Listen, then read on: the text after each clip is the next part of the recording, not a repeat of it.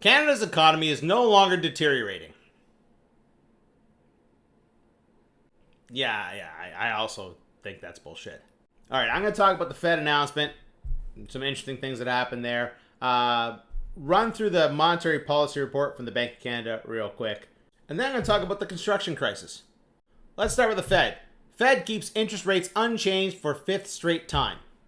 However, the July meeting was one for the history books. Two Fed governors voted against consensus and supported a rate cut.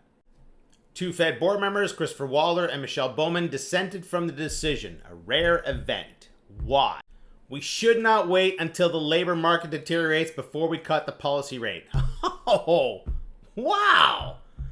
What a novel idea. Let's avoid a problem before we make a problem. Interesting. I wish the Bank of Canada would think that way. Let's avoid a problem before we make a problem. Oh, hey, no. We've already made problems. Right about now, someone's going to get into my comments and say, the Bank of Canada is a single mandate organization. All they worry about is inflation. Well, then they shouldn't speak about the other points then, should they?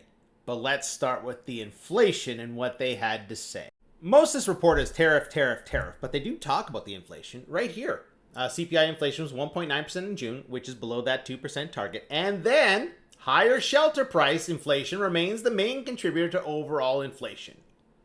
You know that shelter inflation that's been leading the inflation for 30 some odd months now. That's, of course, supported by this mortgage interest cost that is driven by the Bank of Canada's interest rate that they maintain high. So this is the problem. So they feel this is too high. So they're going to keep the rates high to keep that high. They say labor market conditions have been weakened in sectors affected by trade, but employment is held up in other parts of the economy. Oh, really?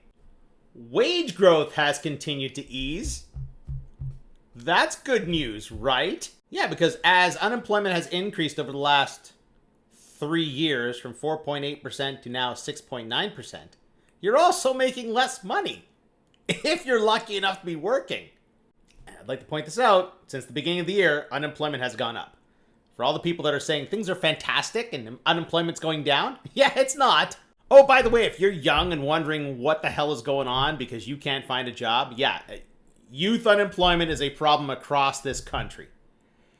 It's as bad now as it was when I was your age. And that was bad. And remember, if you find a job, you're going to get paid less for it. Excellent. Oh, and shit's going to get worse, eh? Just so you know. Yeah, in case you haven't noticed, the construction industry is in a shit show right now. And it's getting worse. We all know about the Toronto condo situation. BC's got a similar situation out there. Out in BC, developers are asking for foreign investors to come back into the market because there's no investors here. I want to take a moment to talk about institutional ownership of residential property for a moment because you're being misled. There's articles all over the place about institutional ownership of residential property, but they don't tell you who these institutions are. So let's break that down for a moment. Governments and corporations own the majority of residential property. On the government side of things, 39% of properties in British Columbia are owned by the government. In Nova Scotia, it's 22.9%. In Ontario, 20%. Is government owned what you thought of when they said institutional ownership? The next biggest group, construction companies. In Nova Scotia, 28.8% of residential properties are held by corporations owned by the construction sector. Why would construction companies own residential property?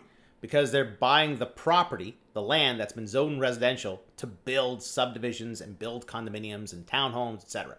The construction companies have to buy the property first, and then they can build on it. So the institutional ownership is governments and construction companies. That's the majority of institutional ownership.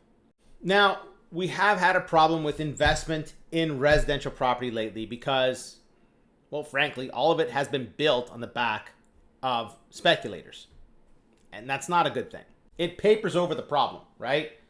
Government officials see construction happening, they see new homes being built, and like, oh, there's no problem here, but there's a problem. Now, in recent months, I have been a bit of a road warrior looking at properties for a particular client looking to move back to Ontario.